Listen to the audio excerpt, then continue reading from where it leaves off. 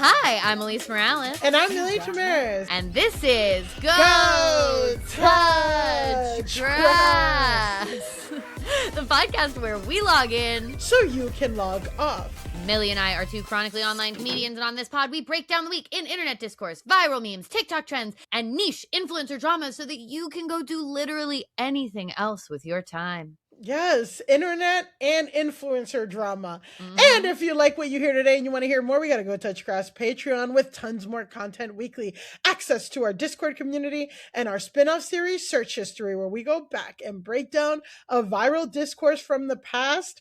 Our latest Patreon is about the Manosphere Doc. We have complicated feelings about the because, we've been covering the Manosphere on the pod and on the Patreon for a while, and we're not going to say we've done a better job than Louis Theroux, but with a fraction of the budget. Yeah, exactly. With a fraction of the budget, what we're able, to talk about the Manosphere and to not mention that Clavicular hit someone with a Tesla while on heroin on live stream. Yeah. You're just...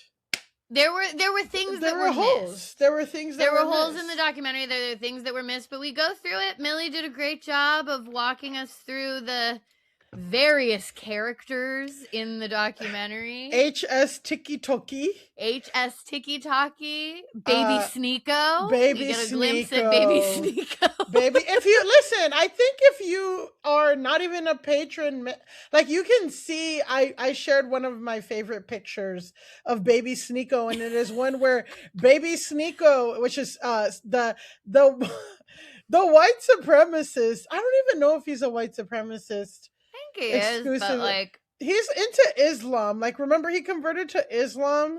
Yeah, but all of them are.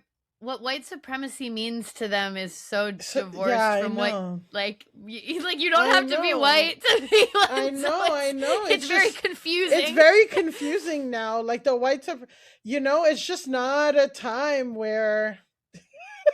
I just remember at the beginning of our episode last week, Tim's like, "Let's dissect the DSA." It's like, we can't. We cannot. So it's like we're getting in the depths of like, what does it mean to be a white supremacist, a white supremacist of color in 2026? I mean, BBC and Netflix. We have some fucking thoughts. We have some thoughts. You want money to put behind this clearly? Yeah, you got money. You want to throw money about someone who's doing something that, listen, Millie and Elise can get down with it for half the price of Louis Theroux. Yes. And you know what I'll add in? My pitch from the Patreon, which is an animated Muppet Babies-esque show called Manosphere Babies that stars Baby Sneeko, obviously, but all the babies are theirs. Yes. You know what? Oh my God, you're saying Muppet Babies, but it would be like Rugrats. Like... It would be a combination of the two. Rugrats. But yeah, like just seeing, and in a way, like if you're into sociology, if you're buying into this and all this stuff, like if you're on this roller coaster with me, like the point and why we came to the conclusion of like, we want to see animated versions of the baby versions of these right-wing red pill influencers is because at their core, they behave like children. And it would be even funnier to see their childlike tantrums, to even more ridiculous situations than who played the anti-Semitic song in a nightclub. Yeah. So anyway, Netflix, Manosphere Babies is open to you. We are happy to do a follow-up and more in-depth documentary. Reach out to Go Touch Grass. GoTouchGrass.com. Speaking of reaching out to Go Touch Grass, don't forget to leave us a 5-star rating and review. We love reviews. We need more of them. But the best review you can do is to just give us, to tell your story. The best review you can give us is to tell your friends about the show, tag us in a story, repost it. You know we're online. If you comment on Spotify, we'll comment back. We'll comment back. And again, what are we saying, Elise? Today, not to get off topic too much, but today I was on, listening to The Daily. What was their episode yesterday? About Clavicular. Yep. When did Go Touch Grass break clavicular? And this is what I'm saying. This is, tell your friends that if they want to know about clavicular months ahead of the New York Times, and they want to support two Latinas that are breaking the story, Yeah. review it. Tell your friends, give us a review, spread the word. Say, you don't need the Daily. You don't need You gotta the go Daily. touch grass. Yeah, the Daily has ExxonMobil. We don't got any. No, ExxonMobil does not sponsor us. The ExxonMobil does not sponsor us yet. No, I'm kidding. Well, I mean, listen. If they'd answer our emails. Please, write We've us sent them our one sheet hundreds of times. Our pitch deck is in their inbox, but you know, ExxonMobil, their PR manager's like, hey, we don't want someone who's talking about huge nipples to represent our brand. Well, maybe they need it. Maybe they need it. Maybe they need it. If I was their mother. Speaking of Vladimir Putin, speaking of us being online, don't forget to check out our, I'm going to take out the Putin thing because then we will be shadow banned on YouTube. Oh, yeah. Speaking of us being online, don't forget to check out our full video episodes on YouTube where you'll be able to watch the videos along and get extra moments that don't make it to audio. And don't forget to check out GoTouchGrassPodcast.com for all things Grass Nation. Housekeeping is over. Housekeeping is done. Housekeeping is done. Millie. Housekeeping. Actually, we don't need any. Yeah. We don't need any more. Do not disturb. Do not disturb. We're having sex in here. Don't come in. Yes, we are. I have a cursed content for you today. We haven't done a cursed content in a while. I know. I'm trying to think of our last cursed content. I think it was the Melania movie. Was it the Melania movie fan fiction by Kevin? Yeah. And this is in a similar vein. This is kind of, it lives in the world of weird conservative Twitter fan fiction. It comes from none other than ex-overlord himself, Elon Musk. Oh my God. I'm just going to read something that he tweeted. I'm going to show it to you, and then I'm going to have you read it. And then we're going to talk a little bit about what was said here. Is this penance because I made you read the Shannon Sharp sex? Yes, but it's not as bad as the Shannon Sharp sex. Like, it's not fundamentally something that you would get canceled for having said in your voice. It's Elon Musk, so it's so fucking lame. Okay. Millie, can you read this tweet from Elon Musk? I'm trying to... Okay, what is his new avatar? Is it an animated version of him that's smoking a cigarette? It's like I think it's like one of those like Wii images, like and it's him. It's kind of like that famous thing of him on Rogan smoking weed, I think.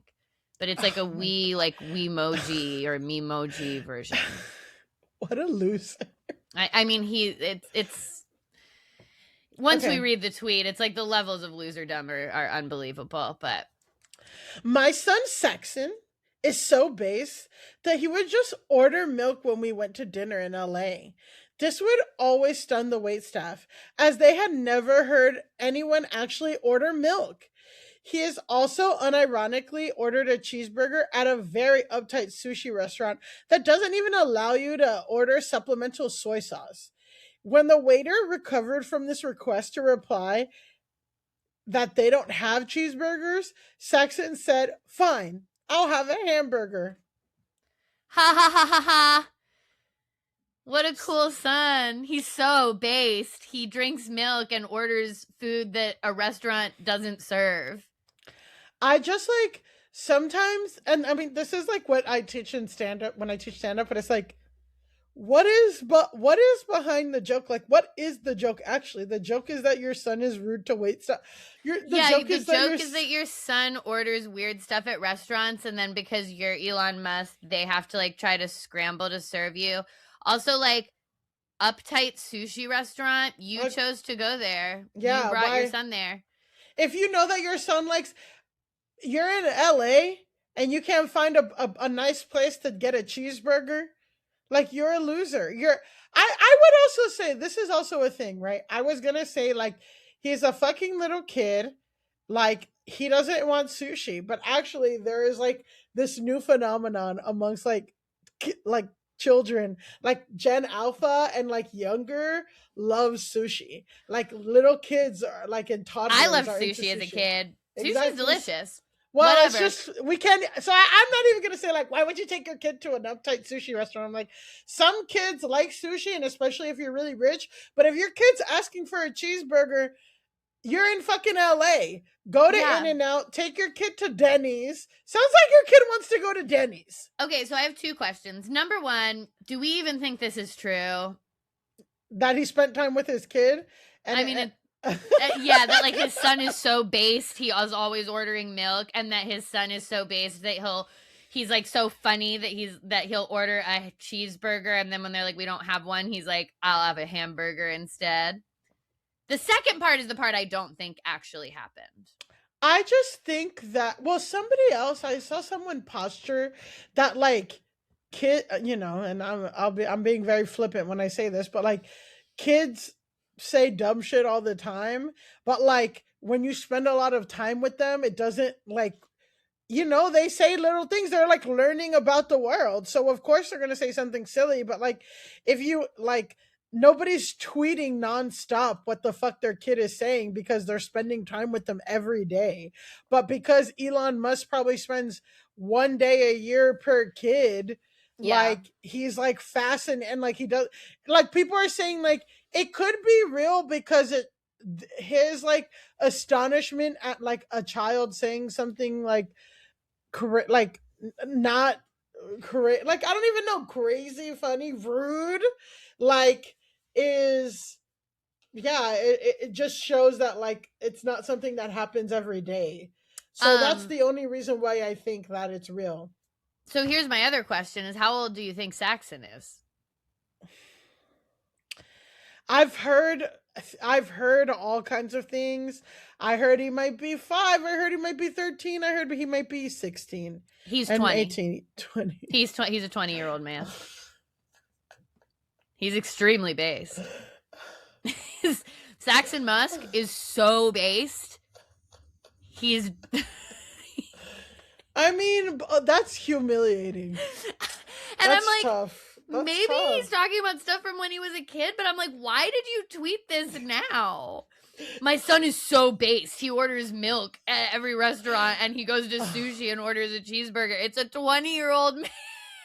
I know, but you know what? This reminds me of my suitcase with Baron. Like, where is Saxon Musk? Like, if he's in college, like, he can't live through that. Like, there's no way that, like, people are. Because I'm just thinking back to Baron Trump and having people yell out, I like my suitcase to him in, like, NYU. So I'm like, Saxon, if I was. Saxon Musk. Saxon Musk, if I sat behind Saxon Musk in class, I'd be like, hey, Saxon, can I borrow a pen? And you're like, hey, and I'm like, man, that's so based. Yeah. I'd be like, hey, Saxon, you want some fucking milk, bro? You thirsty for some milk? You want a fucking hamburger? It's just, I don't know. It felt like such cursed content to me when I read it because I was like, number one, it shows just Elon Musk's his still obsession with thinking he's funny, and then the stuff he says is not funny at all. There is nothing based about ordering milk at a restaurant. Like, you can do it. They have it. People don't usually do that because people don't really drink milk like that in the U.S. culturally in that way really anymore. And then the idea that, like, you're getting one over on a sushi restaurant by ordering a hamburger there and like being quippy with them. It's like, no, you're just annoying people at a sushi restaurant. Why? Like I don't understand why what is like based about going to a place that definitely doesn't serve hamburgers and trying to demand that they serve you one as like a weird insult to what they do when it's like, you're here, you chose to come to this fancy sushi restaurant. You're Elon Musk. You probably made a reservation. Like, you're probably getting the red fucking carpet rolled out for you at this sushi restaurant. And then your shitty kid is like, I don't like the food. I want a hamburger. Like, what? And what's funny or based about any of it? It's just sick. I just like feel like his dad.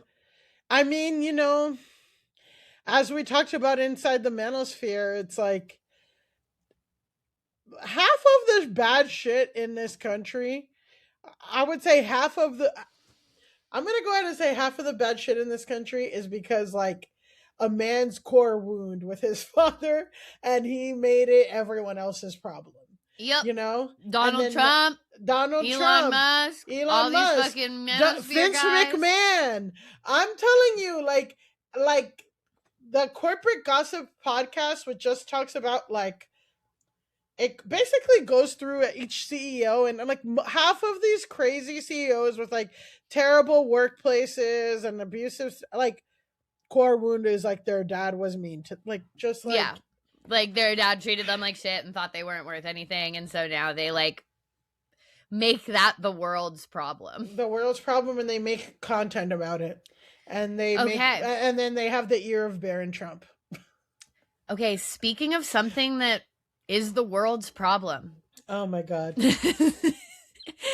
Speaking of beating men. Yeah. Speaking of things that content is being made about, we've got to get into today's discourse.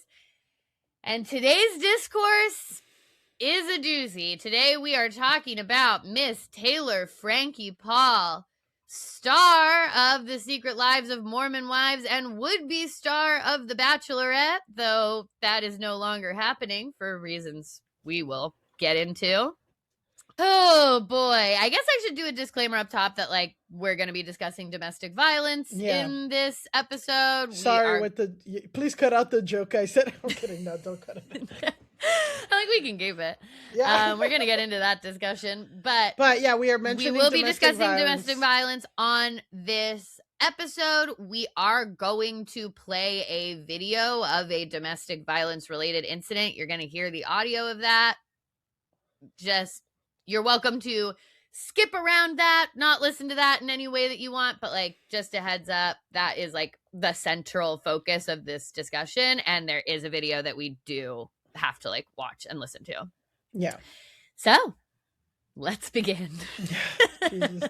I love when we start an episode like that. Like, I know, where we have to be like, just so you know, everything that we're going to talk about is really fucked up, and like we're a comedy podcast, so we're going to be making jokes, but also like, it's fucked up. Yeah. I mean, it's like the Diddy episode. I know. Epstein. Well, yeah, then we were like, the theme of last year was pedophilia, and we're like, yeah, we just had to figure that out. This will not touch on pedophilia. That's one place I say we won't go. Maybe. It's not in my research. Not in Taylor Frankie Paul. Not in the Taylor Frankie Paul. But in the other Mormon wives.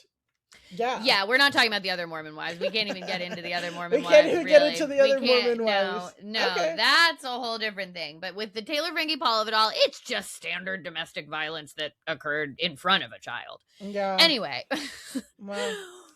So, who is Taylor Frankie Paul? If you don't know, Taylor Frankie Paul is a 31-year-old Utah-based influencer who is basically the central figure of the show Secret Lives of Mormon Wives on Hulu.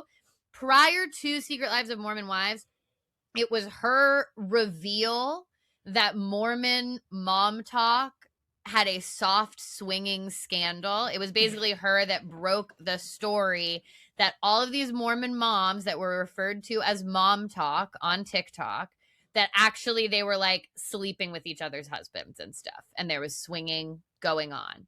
That scandal had its own like break the internet moment, and that scandal is what eventually led to the show The Secret Lives of Mormon Wives, and is kind of like the vehicle that starts the show, though now the show's gone in like a lot of different directions beyond the swinging of it all. Yeah. Taylor Frankie Paul is like undisputably the central figure of the entire show. She's the leader of Mom Talk. She has the most followers too. The most followers. A lot of the show is about other members of the Mormon Wives trying to unseat her as the leader of Mom Talk and always failing. Yeah. Because as Millie and I have discussed and when we talked about it we've talked about Mormon Wives on Patreon and in person, like, Taylor Frankie Paul is a true reality TV star. She has it. She has the messiness necessary. It is intrinsic in her personality to be the vehicle of the center snowflake of a reality show.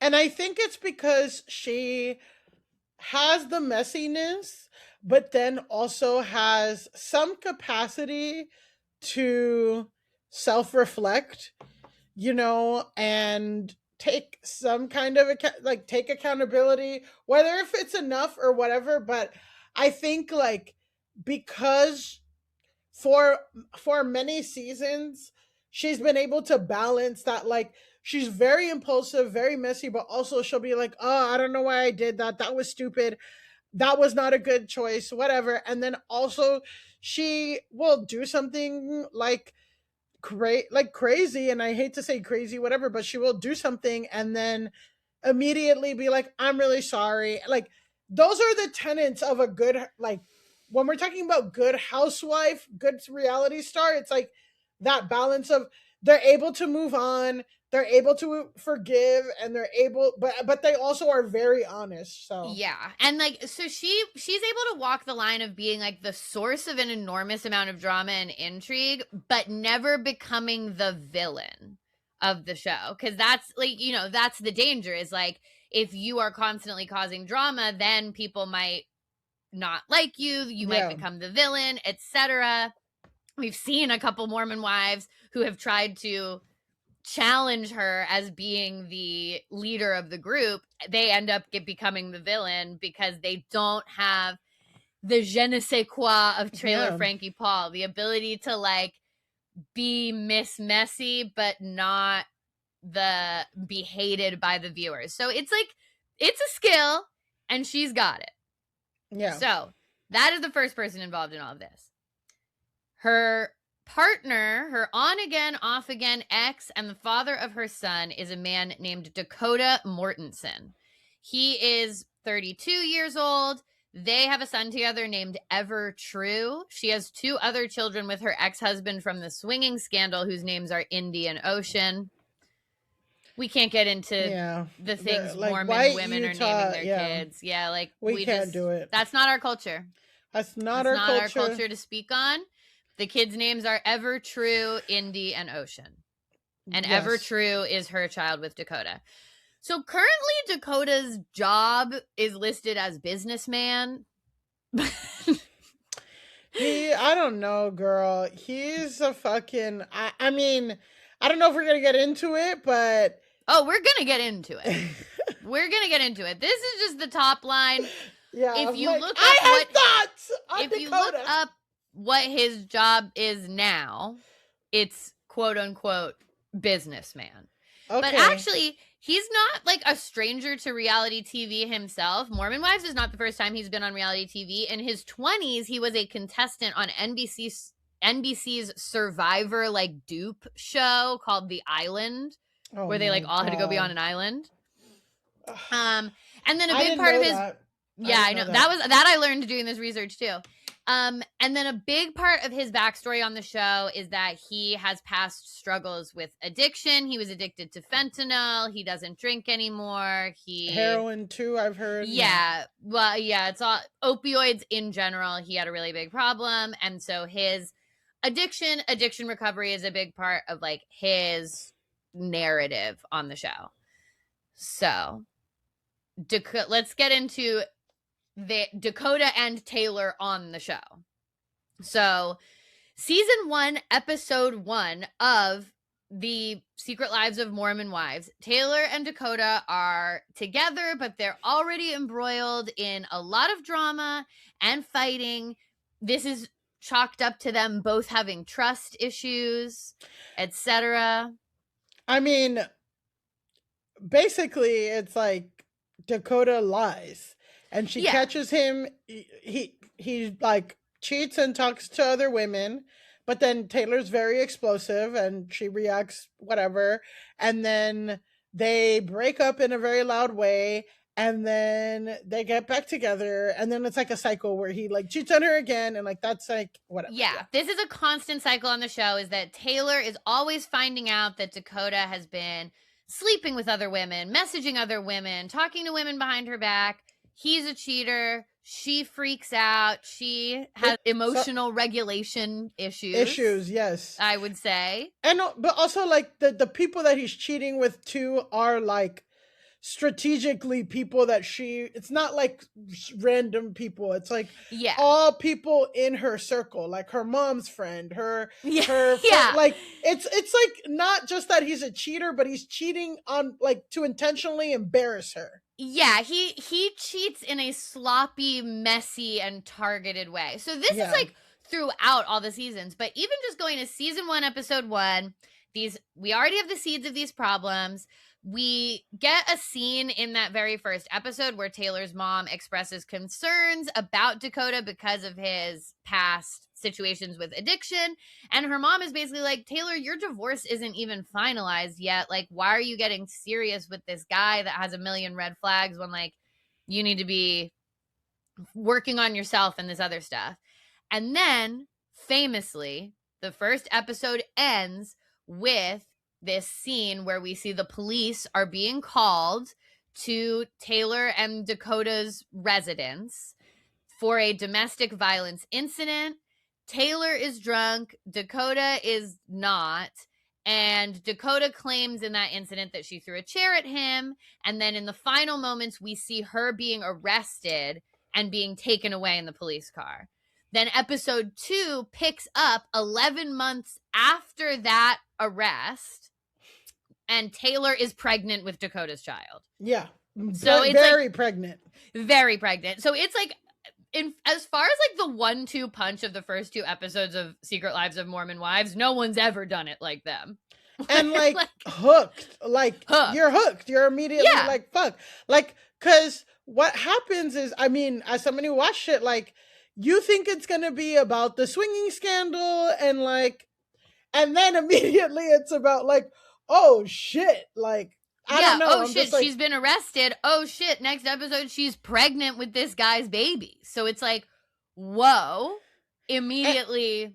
And expressing doubt. She's like, you are a red flag. Like, I don't know, like this and this and that. And like, it's just like immediately, you know, in the second episode. So yeah, from there, as you already said, Millie, it's like there is just this constant back and forth of toxic drama between Taylor and Dakota. Dakota is... I think he's a demon. Yeah, Dakota, you kind of have to watch the show a little bit, but he has the vibes of the worst guy your friend has ever brought around. Yeah. He's very obviously manipulative in the way that he talks. He does cheat on her constantly and in particularly humiliating ways. And then that is contrasted with the fact that Taylor, as I said, has some pretty serious emotional regulation issues that she is hopefully getting help for now. Well, it's also that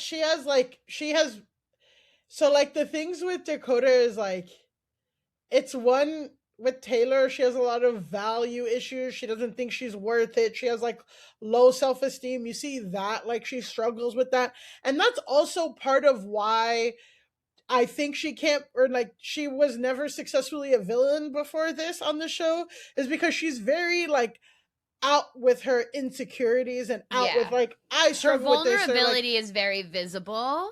Yeah, and like she'll be very honest. So she's like, I know this guy sucks. I know he's bad, but I don't think I deserve better. Or I don't. So you're like seeing that, and of course, how are you going to be mad at her about that? But well, then, and also like, there was that scene last season, which I'm actually not caught up in the current season that they're in right now. The current season is really like, it is a shift into something much, much, much, much darker that I can talk about in a second. Yeah, I have space in the. I'm gonna have you like expound upon this, but there was that scene in the most recent season where like her parents are kind of slut shaming her and blaming her for being in a toxic relationship. So there's like Taylor Frankie Paul has a lot of issues, and we're going to get into those issues. Like, she has done things that are wrong, but I think to speak to why she's never the villain of the show, it's because you develop this compassion for her when you see, like, stuff with her parents, stuff with Dakota, like, you just have this feeling of like, oh God, this is a girl who like really is struggles to feel validated and seeks validation from people who withhold it from her. Yeah. And that's how she's now in this toxic cycle. I mean, all the husbands of Mormon wives are so bleak. It's like top to bottom, the husbands on this show are really difficult to deal with. Well, I think it's really like, right, Mormonism in this country and like whatever is like really upholds some of the most toxic, strong values of patriarchy, where it says, you know, in their scripture, I mean, you know, don't quote me on the Mormon Bible, but from what my interpretation is, and even references in this latest season, is like that the Bible says like men's opinion ranks higher than women. And like there's all this really, you know, really strict patriarchal things that are the backbone of Mormon culture and Mormon religion, that, you know, that is also why Real Housewives of Salt Lake City is fascinating, but also Secret Lives of Mormon Wives. So you're seeing this like backdrop of patriarchy and religion and community, like completely in like fighting with extreme capitalism, individualism, and also like that these women are extremely successful millionaire influencers who are getting book deals, television deals, all this stuff. And it's like their husbands grappling with their women having power, and instead of dealing with it, especially in this last season, it's like them putting them down. So that also why this is like relevant is because, yeah, you see Taylor being extremely vulnerable. You understand even with other women in the show that like the extreme limits of patriarchy to these women's lives, and you see other women deal with it and like they have similar issues. And also Dakota, it has all his flaws, and you see the pattern over and over again where if there's something really big and exciting in Taylor's life, it will drop that he has been sleeping with his mom's for or like all this shit, like that's where like, so that is also why you feel for Taylor and you're like, yeah, you're rooting for her to get out of it. Exactly. So that's the Secret Lives of Mormon Wives. But there's actually another reality show involved here, and that is The Bachelorette. So, in September of 2025, Taylor Frankie Paul was announced as the Bachelorette for the new season of The Bachelorette. Now, were you ever a Bachelor person? Did you ever I watched into the Bachelor Black Nation? season. I watched You watched Rachel Lindsay? Yeah, because I was like, oh, and then after that they had like weird, you know, it never really went back to I feel like Rachel the show has really struggled, honestly, since Rachel Lindsay's season. To find its footing. So this announcement that Taylor Frankie Paul was going to be the Bachelorette was a really big deal for a couple different reasons. Normally, the way the Bachelor and Bachelorette universes have worked is that it's kind of this closed loop of like, the Bachelor is usually one of the fan favorite contestants from the last season of The Bachelorette or a recent season of The Bachelorette. The Bachelorette is usually a fan favorite from a past season of The Bachelor. There's also Bachelor in Paradise, where people go, and it's another spinoff show where they can potentially meet other people, but then also gain enough favor with the fan base that maybe they can become the Bachelor or Bachelorette from Paradise. But it's usually this closed loop of like them selecting other Bachelor people. But the Bachelor franchise, both The Bachelor, Bachelorette, Bachelor in Paradise, all of those shows have really been struggling for the past several years to find their footing in the current dating reality show landscape. A lot of what initially made the show fun, it's just really hard now when basically everyone on there, you can tell they're going on to just become an influencer, and like the central thing of the show is always like, is the person here for the wrong reasons? And everyone's like, everyone is. And you can kind of, yeah. Well, it's also like now because it's a closed loop, they run into a problem where anyone who enters the loop potentially wants to enter it for a long time and for all the things, not because of whatever. So I could see why that kind of creates problems of like, these aren't real people. And it's, kind of invasive because it's like, you do get like this sudden attention and like, can you ever go back to working a regular job and blah, blah, blah, blah, blah. And right? also like they've kind of created a situation where winning the show, winning the heart of the Bachelor or the Bachelorette is actually the worst thing you can fucking do, because now you can't go on Paradise. Now you can't be the Bachelor next season because you won, unless they dump you or some weird thing happens. But it's like, so really what people are actually competing for is to get far enough that you endear yourself to the crowd, but to not actually win. Or to be a star couple. And then like you have to, or if you win, you guys have to be together a certain amount of time and you have to do it like both of you, because also, but with Rachel Lindsay, like I'm thinking, right, like she married the guy from the show and she had a very messy divorce where she actually had to pay him like insane alimony, insane whatever.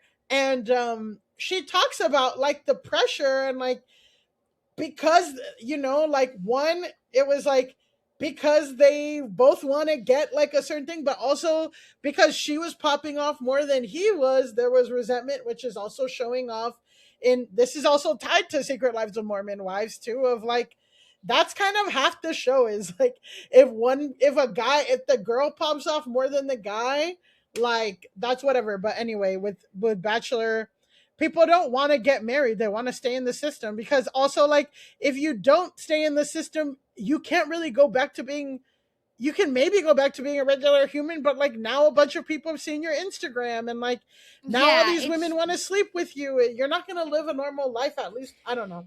Yeah, it's just like The Bachelor has just ended up in a really precarious place, and a lot of reality dating shows have this issue of like people just going on to be influencers, but it's become like a really acute issue on The Bachelor, and the viewership has declined dramatically. So this announcement that they're going to pull someone from a different Hulu ABC family franchise and put her at the center of The Bachelorette was, it made waves because people were like, oh, okay, they're clearly trying to find a way to revitalize the Bachelor franchise. Like, clearly the Bachelor franchise is in a bad spot generally, and they need to do something to shake it up. And so the choice of not just someone from a different franchise, but someone who is known to bring a high level of drama, someone with like the reputation of Taylor Frankie Paul, which is like this ultimate reality star kind of messy gal, people were like, oh, okay, ABC and Hulu are taking a big fucking swing to try to make sure that people watch this season. And I was gonna watch. I'm like, I am interested. Oh, I would have watched. I would have been seated for Taylor Frankie Paul's season of The Bachelorette. Don't you worry. I have a whole group chat with my other two friends where I had a hard prediction that I was like, Dakota will appear on this season in some way, shape, or form. It's lost media. We'll never know if I was right. Wow. We'll never know. Going to get into the lost media of it all in a bit. But basically, so Taylor Frankie Paul is announced as the Bachelorette. And you can speak maybe more to this point now, but there is also a season of Mormon Wives that is currently airing. And the fact that she has been chosen as the Bachelorette and is getting ready to go on the Bachelorette, and her relationship with Dakota leading up to going on the Bachelorette, is a huge central focus of this season, in a way that I'm like, okay, ABC and Hulu did this to be like, Mormon Wives is super duper popular. Everyone's going to watch Mormon Wives. If we focus the Mormon Wives season on the Bachelorette, we will feed all these Mormon Wives fans directly to the Bachelorette, because they're going to want to watch it to see how all of the drama is like interacting. It's kind of like what they did with fucking Vanderpump Villa, because Vanderpump Villa is like a failed Vanderpump spinoff, but then they had the Mormon wives go to Vanderpump Villa, have drama with one of the characters on Vanderpump Villa in hopes of like sending more people to that show. So I think that's just in general something that Hulu is doing and these shows are doing to try to force their like failing franchises to give them a bump. They will send the characters from a really popular one to that franchise and make it part of the drama of the show. So you feel like, oh, I need to watch all this other stuff to totally understand what's happening on the season of the show I actually like. Yeah, well, I don't know if it's like a failing thing. I think that's a thing that just most media companies are doing now since the success. I would even say to Marvel, like, you can't understand this with that because even NBC with Real Housewives of Salt Lake City, they did an episode where their girls trip was on the below deck yacht. So they had both the below deck capturing and the Real Housewives of Salt Lake City. Real Housewives of so like below deck fandom is a whole different fandom. So I think it's like kind of what you're saying, but I don't think it's necessarily like a negative thing. And I will say that with Vanderpump Villa, that is a thing because again, people cheated on people that they met in Vanderpump Villa when the women went.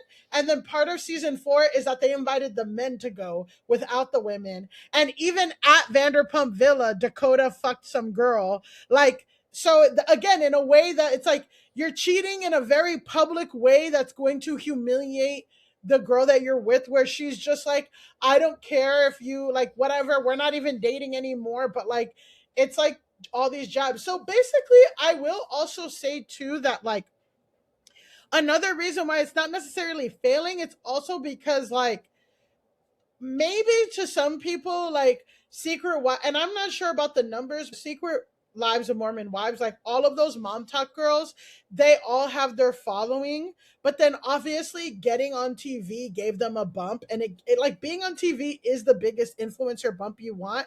And then especially when you go network TV, even if it's the ratings are going down, like that's still millions and millions of people. So basically the whole season you're seeing the other mom talk girls like, Taylor, you really need to get it together before, like, and they're all kind of pushing her to go. Her family's pushing her, like, everyone's just like, you are representing mom talk, and they're all like, I'm really worried about the Dakota stuff, whatever.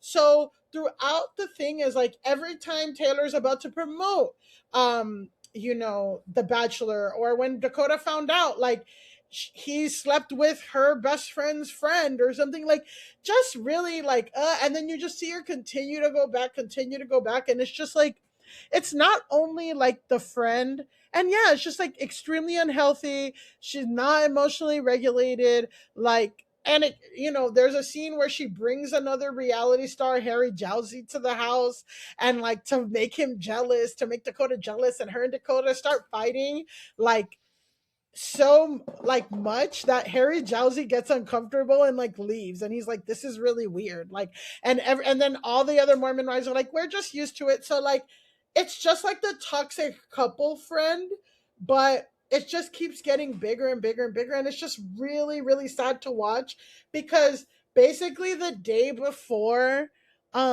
she's supposed to leave, like um Dakota goes and drops off the baby and then like leaves the next morning, and then Taylor like doesn't want to get out of bed to go to the, like, she misses her flight, and like her mom has to, like, they have to physically get her. So it's just really sad, but like exactly, like it was going to bleed into, but the framing too around pushing her was like, also this situation with Dakota is so toxic, and even she was saying that she's like, it'll be nice to not have my phone and to be away from him in this whole situation and have like a clean environment. So that's also what she was looking forward to too. And with the 2023, like, I don't know, because you're in season 3, like it looked like she was turning a corner and she was like making a healthier road, and like she was in recovery. She hadn't slept with Dakota for a year. Season 4 like was all these steps back, but also just like I can see like this was just darker behavior than you've ever seen. I don't know. Yeah. So it's just like But really it sad. seems like And the reason I say the thing about like the failing franchise in this instance is it seems like they organized this season of Mormon Wives to feed directly into The Bachelor, which needs a boost in ratings, which is kind of similar to like Vanderpump Villa was like, no one was fucking watching Vanderpump Villa. So I feel like they manufactured related drama between the two franchises to maybe send people over to Vanderpump Villa. And I think that they will like use these crossovers to do that. And so my guess would be, as someone who has watched several seasons of The Bachelor, that the point, Taylor's season, the point was going to be, oh, I'm finally going to find a non-toxic love. I'm going to be better. I'm going to find someone who loves me and I can trust them. I'm going to work through all these trust issues. And that was going to be like the arc of her season, probably, with what they set up. And like the big reveal also at the end is that, she and Dakota slept over with each other right before the season began. And he said like, save a rose for me to her. So it's kind of like setting up this idea of like, will she ever truly leave Dakota? Can someone on The Bachelor make her actually not choose Dakota? Which is also why I think he was going to show up, and maybe we'll never know. Whatever. I'll also say like, there was a scene that made me really uncomfortable where he was like, we had sex like unprotected and like she might be pregnant. Ha. Like, is she gonna be the pregnant bachelorette? Like, and it's just like ugh, yuck. Yeah. Like, but they're sending out, that's the thing, is like they're trying to create all of this stuff is like, it's real, it's reality TV, these are real people, these are real things that happen, but there is like a television machine behind it that's like, oh, okay, amazing. We can use this season to bleed into this and to blah, blah, blah, blah, blah. Of course, yeah. But doesn't matter. None of that matters because it all came crashing down on Monday, March 16th, when People published an exclusive saying that season 5 of Secret Lives of Mormon Wives, so season 4 just aired, season 5 currently filming, that this filming was halted after another domestic violence situation and investigation involving Paul and Dakota that took place in late February. A spokesperson for the Draper City Police Department confirmed that there is an open domestic assault investigation and that allegations have been made in both directions, and contact was made with the involved parties on February 24th and 25th.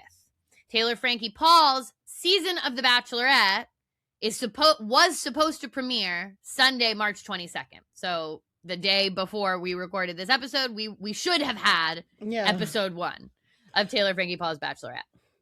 So this comes out in People, right?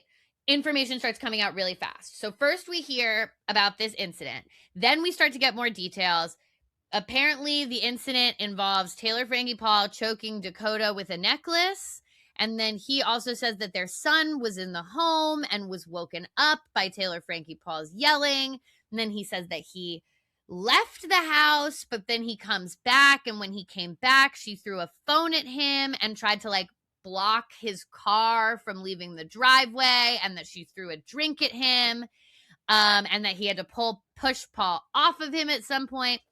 This is all coming from Dakota. Yeah, of course. By the way, just to put like, this is not from like a police reports. This is like Dakota coming forward to say what had happened. Directly to People. Yeah.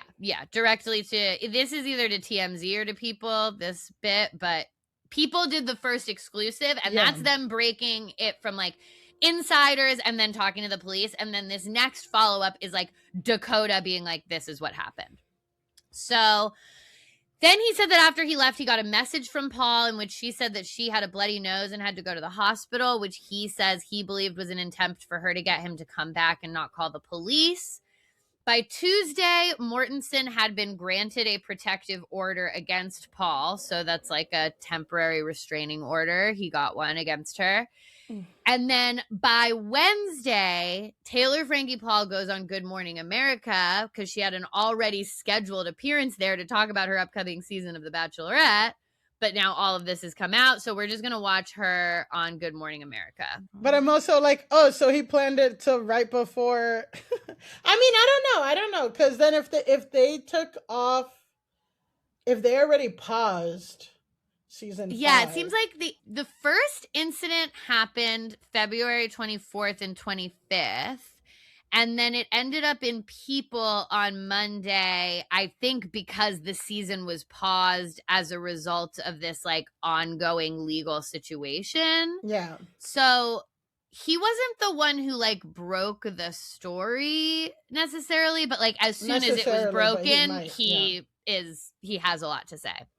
So this is her on Good Morning America. We want to turn to our new Bachelorette, the breakout star of Mom Talk and the secret lives of Mormon wives. Taylor Frankie Paul is with us. Good morning to you. Good morning. I want to hear all about your Bachelorette journey, but first I want to give you the opportunity to respond to recent headlines about the alleged domestic violence incident with your ex-boyfriend.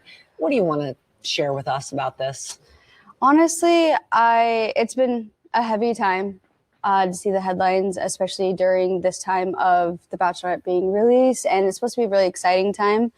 I'm a person that will always speak my truth, and that's what I'm known for, and so when the time is right, I will be. But right now, just trying to be in the present moment and focus on this. But the thing is my kids do come first. Mm-hmm. My kids come first, and so it's been like just a back and forth process, trying to be here in the present moment, worrying about, home and headlines. It's been stressful, to be honest. We did reach out to Dakota, and we did not, for a statement, we did not get a response from him. Now we have reports that The Secret Lives of Mormon Wives has paused production on the next season. I know there's a season on right now, and then season 5 was in production. Reports say it's paused. Is that true?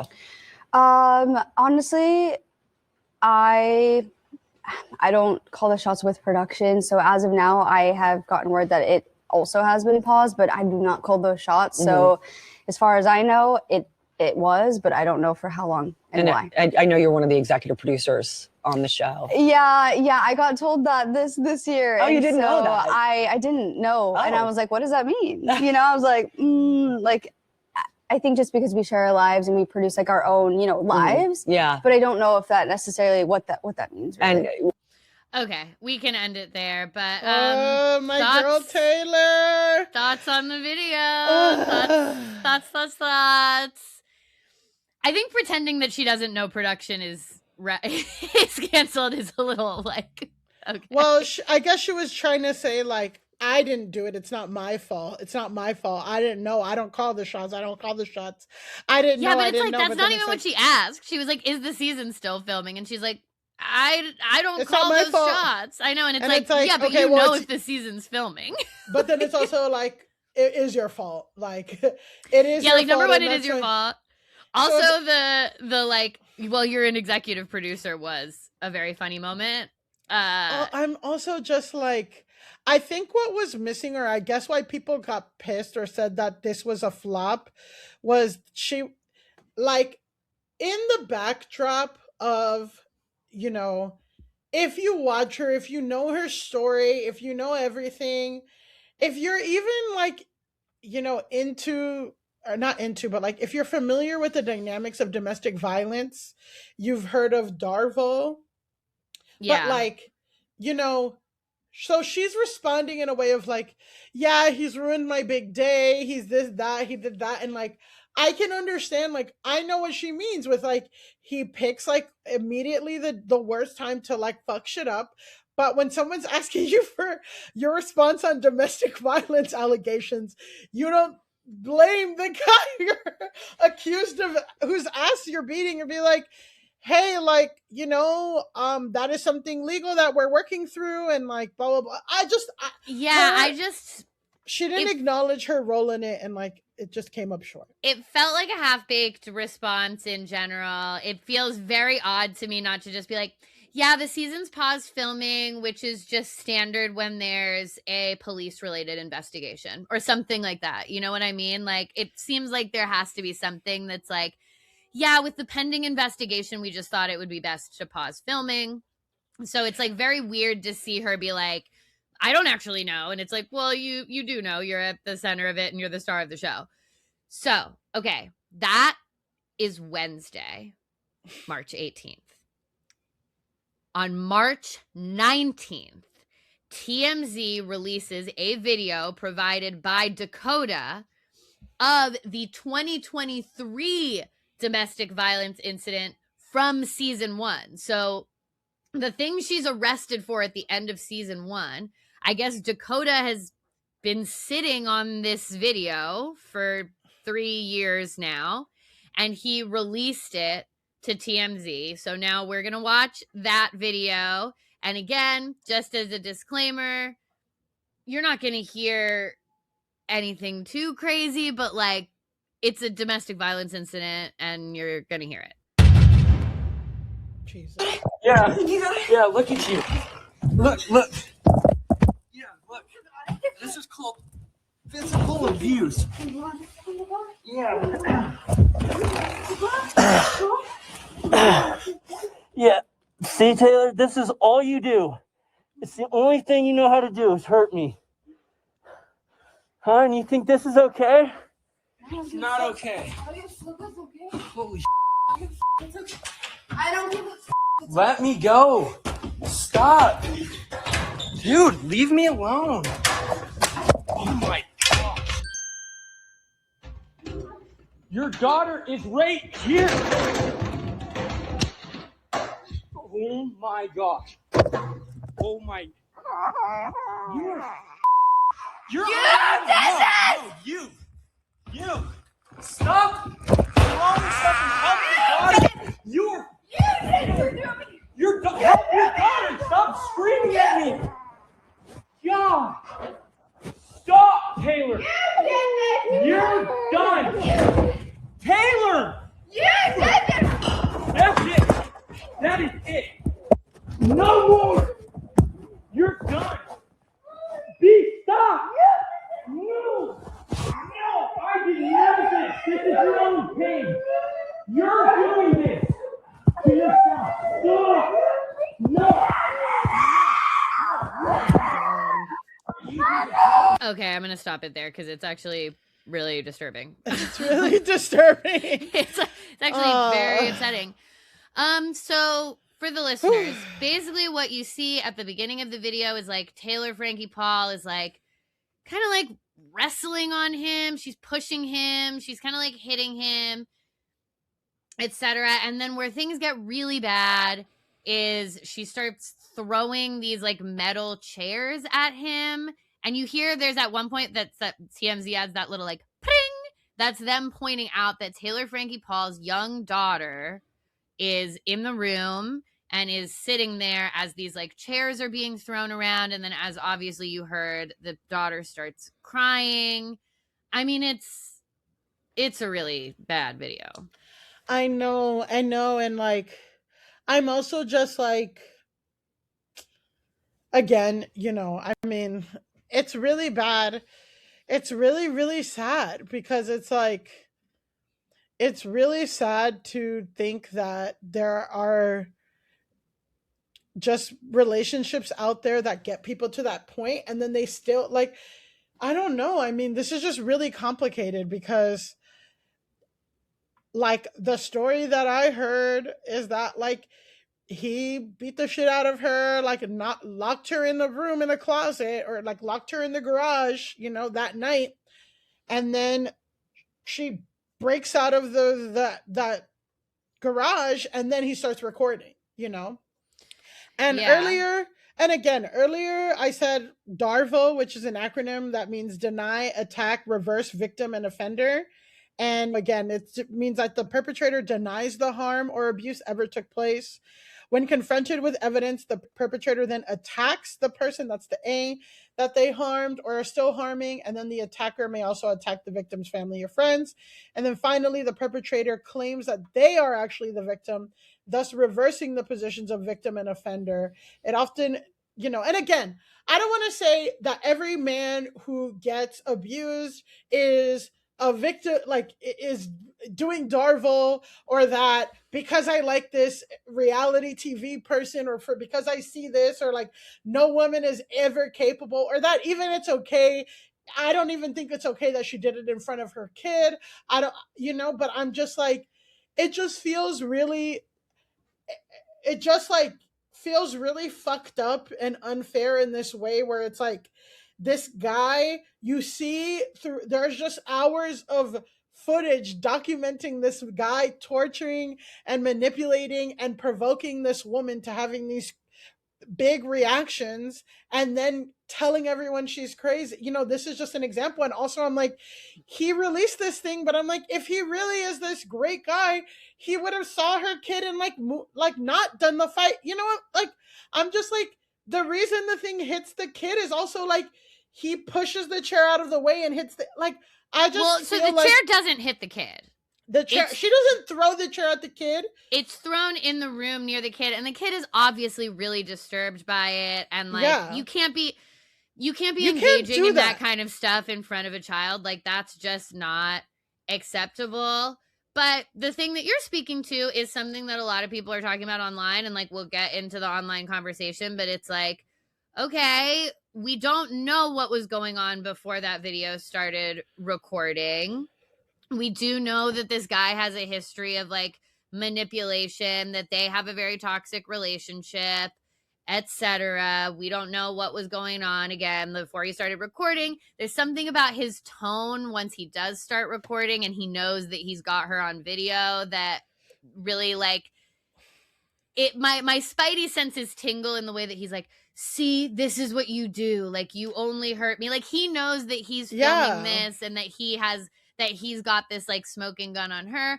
But all of that being said, you can't start throwing metal chairs around when your fucking kid is in the room. Like, that's actually not cool. You can't throw chairs at people in general.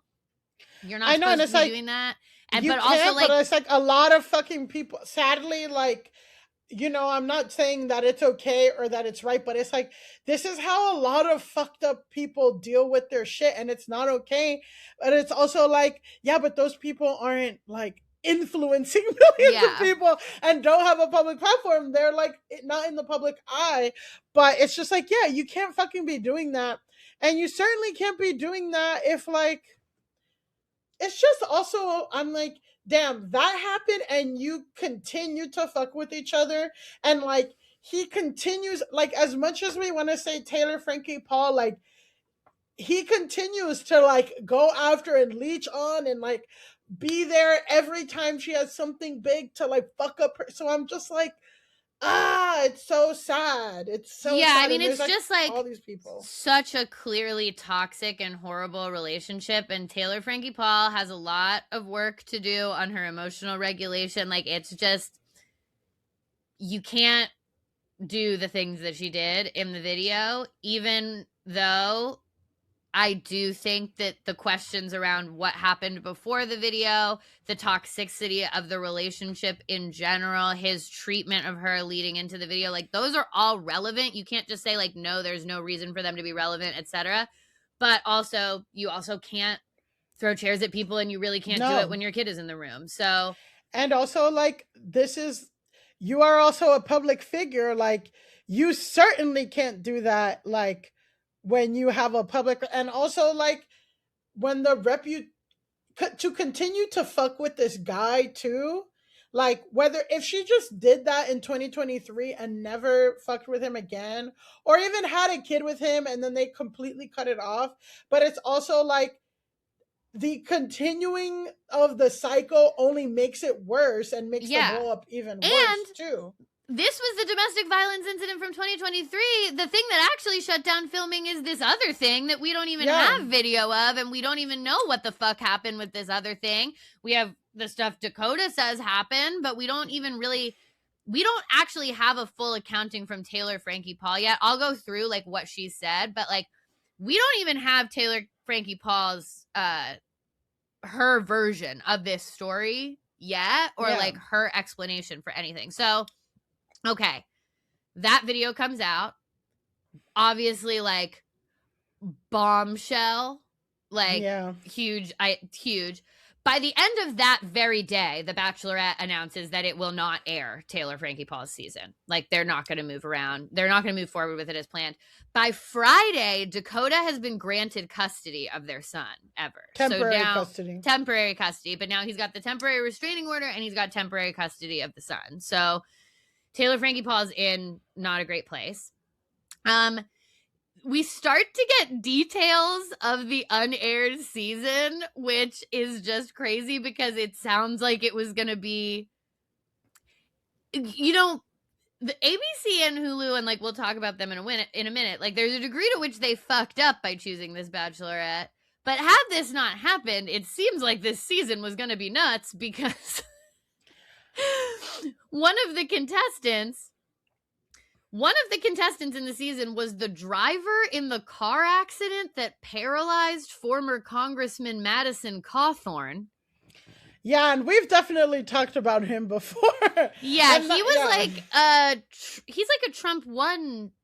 Yeah, he was a Trump 1 Congress guy, but he was like supposed to be like kind of like a Charlie Kirk figure with like young Republican white, and he's in a wheelchair.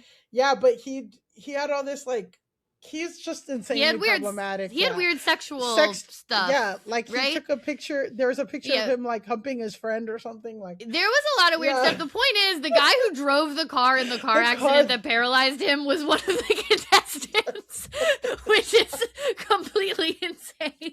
Well, also, I think like this Bachelor thing was gonna shift from something like The Bachelor to kind of like Flavor of Love, Rock of Love. I feel like it's gonna do something like that. Yeah, I think there's like, I mean, I think they had big plans for this to change the way that The Bachelor is talked about and like how The Bachelor works. Oh, also, one of the other contestants was Lana Del Rey's ex-fiance. So it's like, what is happening? Yeah. The casting is crazy. There's like, so now contestants who were on the season are apparently looking to like sue ABC because, and I don't know if they have a leg to stand on. It does suck that they took a bunch of time off work and did all this 2 months stuff. off work. Some of them were single dads because she's a single mom, so they couldn't see their kids. There's also this guy like who, it seems like he's like a skateboarder or a surfer or something who like supposedly was the winner of the season, and now it's like this guy thought that his life was about to fucking change, and now it's like he's just the footnote to this weird other thing. Obviously, like, they'll all be fine, but that does fucking suck to think that you're about to win Taylor Frankie Paul's crazy season of The Bachelorette, and then like actually no, it's not airing because of stuff that ABC and Hulu knew about before it began. Because she beat the shit. And I'm like, but people were like, did ABC have the video? Like, if they had the video, if they knew it was out, would they, whatever? Like, the fact, like, I bet you ABC would have paid a lot of money to not have that video released. So the fact that it did go to TMZ means that, like, it was malicious. I don't know. So there's that. I'm also just like, and this is why you have to stay away. Like, if it was something, again, I think it's like all in concert to like this recent incident, and that if it was just that incident, I think it could be like, yeah, that was a big mistake. I'm really sorry. I shouldn't have ever. And like, I can't even be around someone who gets me to that level. Like, that's how you should respond. It's like, okay, you shouldn't do that. That fucking sucks. Like, that's unacceptable. But if it happened one time and you did all this shit and you made all this change, do I think that you can still be on TV and like talk about your story and how you turned your life around? Like, I do believe that people can change and all this stuff, but I also am just like, but it didn't end there. You keep on. Everyone in your life, like the last episode, everyone's like, if you do not go to the Bachelorette, like we've all made all these sacrifices to help you be there, because one of those conditions was that her kids had to be there filming, so her mom went and took her kids. So it's like all these people are making concessions for you to be the Bachelorette, like you have to go or we're cutting you off. That was kind of the ultimatum. But I'm also like, this is why you don't continue to be with a man who fucking treats you like shit and like all this stuff, because like he will ruin you and ruin your whole fucking life. And like, Yeah. and like be And- happy and like whatever, right? Like what is Yeah, and I just think it's like, you know, I've seen a lot of discussion, and we're going to get into some of the online response and stuff about like, oh, of course, a woman loses her job over this, but like there are all these football players that have domestic assault allegations that doesn't matter, or convictions even. Chris Brown still tours, like all that stuff.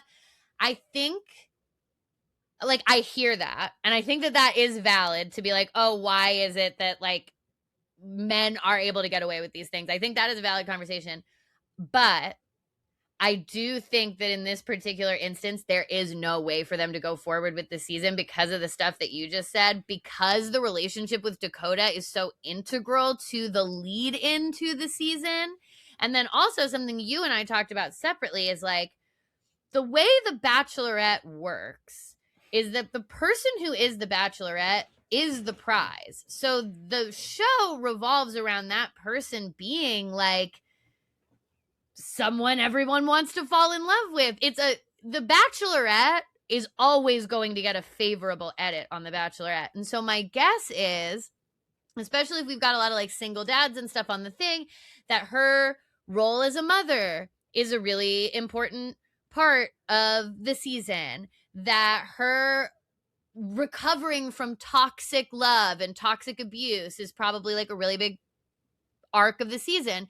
So how can we go into the season knowing that after all this shit was filmed and blah blah blah blah blah, by February you're back at it with this fucking asshole and you're having another domestic violence? Is like this, it kind of, the season was already ruined before you go in. Yeah. If you know that she's back at it with Dakota in this way by February.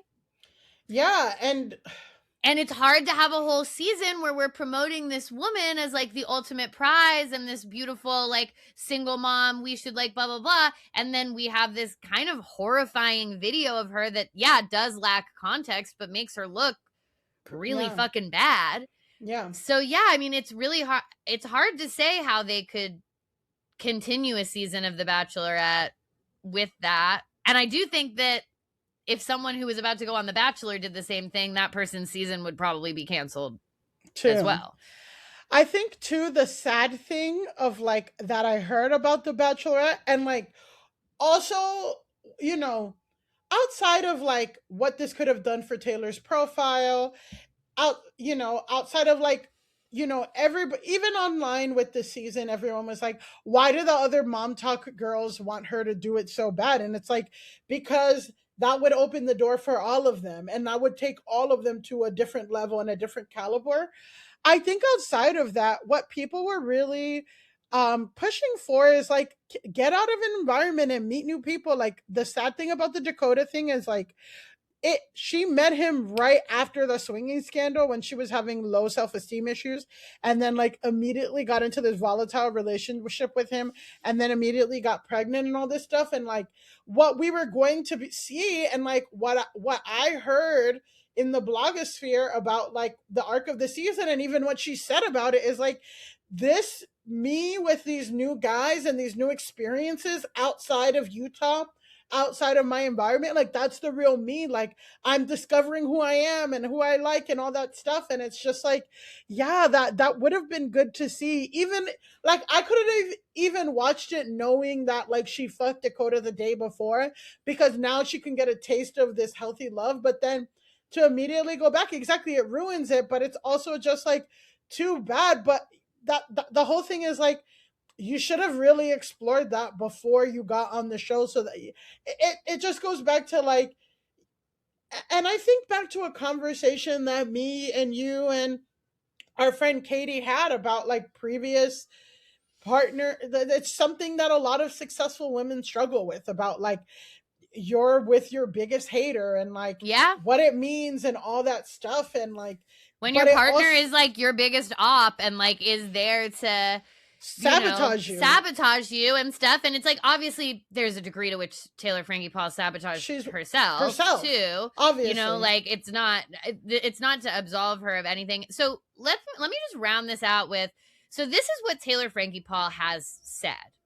Her first statement after the video leaked was, "It's sad to see the latest installment of this never-ending, desperate, attention-seeking, destructive campaign to harm Taylor without any regard for the consequences for their child. Releasing an old video which conveniently omits context on their son's birthday," I guess it was their son's birthday. Yeah, it was on their son's birthday. "Is a reprehensible attempt to distract from his own behavior." So that's statement one. And then after the cancellation was announced, a spokesperson for Paul said that she's grateful for ABC's support. And after years of silently suffering extensive mental and physical abuse, as well as threats of retaliation, Taylor is finally gaining the strength to face her accuser and take steps to ensure that she and her children are protected from any further harm. "There are too many women who are suffering in silence as they survive aggressive, jealous ex-partners who refuse to let them move on with their lives. Taylor has remained silent out of fear of further abuse, retaliation, and public shaming. She is currently exploring all her options, seeking support, and preparing to own and share her story." So what are your thoughts on these two statements? You know, I mean, yeah, I think like I understand why they put him out. I really do want to see some responsibility from her on like, you know, I shouldn't have ever like kind of her role in it. I don't want it like, and it's not to say every victim of abuse or whatever, this and that, but it's like she is the more public figure. It is because of her behavior and her shit that like hundreds of people lost their jobs, lost opportunities, lost all that stuff. And like when she's talking about like all the shit Dakota did, while it is relevant and it is important, like at the end of the day, like you had a choice. Like if you really did not want to see this guy ever again in your fucking life, you could have it that way. You do have enough power. It's sad because nobody in her life makes her feel that way and all that stuff. But it's like at a certain point with certain resources and certain things, you have to love yourself enough to like get your shit together and not whatever, and also like accept responsibility. So Yeah. I think like she's gonna have a really hard time to even move on from this at all in a public way if she doesn't really sit with like the shit that she's done and like apologize for like her kids seeing that or this and that or whatever. I do understand though that like maybe you don't want to accept responsibility when you're currently litigating custody. Like she doesn't want to say, yeah, I shouldn't have beat the shit out of him Yeah. when she's like debating with the judge on if she is a safe person. I'll Yeah. hold space for that. But I personally am saying like it's going to be hard for her to do any kind of public thing until that happens. Yeah, I think the tone of the first statement in particular, I'm like, we're way too defensive and we're being Yeah. way too reality TV here. Yeah, We need to like tone it down. tone it down a lot, because if you look online, like there are people who are sympathetic to the idea that there's context missing from that Yeah. video and that he has caused you a lot of harm for years leading up to it. We can touch on that, but I agree with you. I think that the first statement should have been like, this is a really unfortunate situation. My focus right now is on my children, and I really am sorry to the men who gave me their time for this season. They were really wonderful people, and like I'm sorry that you guys aren't going to get to meet them in the same way. And like I think it could have kind of been focused on like, I'm really sorry that because of this and because of this drama in my personal life, this Yeah. work that all these other people did isn't going to be able to come out, and she can kind of leave the other stuff to like when she can say something, because there is I think you're right that there's like a lot of legal considerations that she's probably figuring out in like how she can speak, which is probably Yeah. why she hasn't like given more details. But this thing of like, I'll speak, I'll be speaking soon, it comes off as like, yeah, because you're trying to figure out what to say, even though there's Yeah. a valid reason for that. It's like I wouldn't even get into this stuff of like, I'm going to be owning my story soon or whatever. I'm like, that first statement should have just been like, this is really unfortunate. There's context missing from the video, but my focus right now is on my children, and I'm really, really sorry to everyone involved in the season. I wish you could have met these guys. They were really nice guys. Like we got to. Yeah, that would have been great. And even also like there's context missing, but that behavior was unexcusable. Yeah. I haven't behaved like that in 2 years, even though. Yeah, and she said in the past that incident in 2023, she's like, that was the worst moment of my life. Like, she doesn't drink anymore from that night. Yes. Like, she's gone completely, like, she has taken changes. She has gone to, like, a mental health facility. Like, she has whatever, and you see that on the show. So it's just, yeah, it's but sad to hear. I know. I feel like she just took such a defensive stance in that first statement. I'm like, it doesn't. I get it, but it doesn't come off right. So, well, there's MAGA allegations against Taylor, and when Alex Peretti died, she made a statement that was like, well, just like Charlie Kirk and Alex Peretti, like no one. Well, I so mean, like. And I'm Madison like, Cawthorn's buddy is like, MAGA allegations against Taylor Frankie Paul doesn't surprise me a bit. Well, and I'm just also like, yeah, of course you're having trouble like accepting responsibility and like eating some humble pie and thanking the people that work for you and all that. Like, yeah, and like seeing how your actions affected an enormous number of people, because there are probably people who quit their job to come on your show, and now they're not even going to get the weird little whatever boost that they would have gotten. So they're not going to do like Colgate Spawn or whatever. Exactly. They're not going to be able to sell like whitening creams or gum traders. Yeah, Traders. Traders. You could end up on Traders. You could end up on Traders. Also, like, there's talk about like, is Secret Lives of Mormon Wives even going to come back? Well, so, okay, that's where I wanted to end this, is Secret Lives of Mormon Wives Season 5 is halted. Layla Taylor was the first of the Mormon wives to break her silence on Friday. She posted an Instagram story statement saying, "My personal history as a survivor makes it impossible for me to stay silent. I stand firmly against domestic violence in any form." Then Miranda McWhorter was the next one who posted a story saying, "I've honestly been a little at a loss for words, trying to process this all. Everything has been really heavy to see. Domestic violence and abuse of any kind is something I take very seriously. As a human, and especially as a mother, I cannot support this kind of behavior. My heart is with the children in this, and I hope they're safe and supported and surrounded by love." So where I just wanted to end with you today is, what do we think is next for Mormon Wives? Can Taylor come back to Mormon Wives? I think that there's enough there that some people are like, there's no Mormon Wives without Taylor. I think, first of all, Taylor needs to take a year off from everything. But then I'm like, can she like not post? I don't know. I don't know if she can survive a year. And like, there's some rumors that like she's going to get sued by ABC or something, or whatever, or that she's suing. So there's some legal stuff. Taylor needs to go year off, like permanent restraining order. She needs to talk to Dakota through an app.